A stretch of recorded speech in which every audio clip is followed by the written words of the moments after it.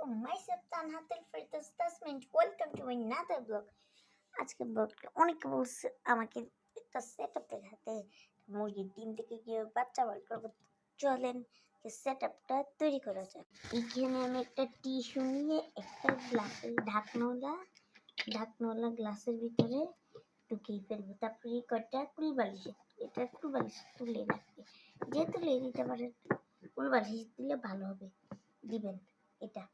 তারপরে আমার যে কোনো একটা লাইট দিলে লাইটটাকে ধমে এভাবে গুল করে দিবেন। আপনাকে একটু দেখাই।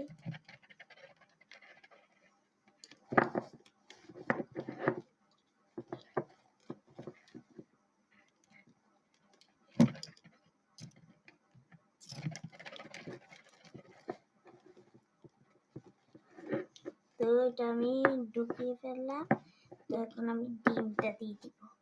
ডিমটা দিয়ে এখানে একটু বার হয়ে আছে, তো আমরা এই বার হওয়াটা একটু পেঁচিয়ে নিব।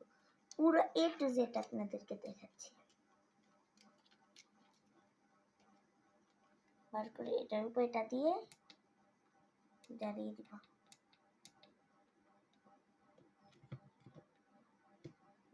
তারপরে এই লাইটটা আছে, দেখেছেন?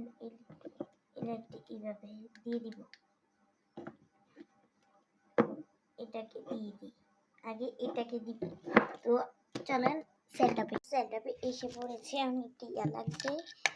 তো আমরা এখন এটাকে রেখে আগে এটা উপর দিয়ে দিব। এই দেখেন গাইস, এইভাবে দিয়ে উপর দিয়ে দিলাম। এবার একটা কাপড় বা মাথার ইয়াগুলো, টুপিগুলো এইখান দিয়ে পুরো আটক করে দিব, আটকে দিব।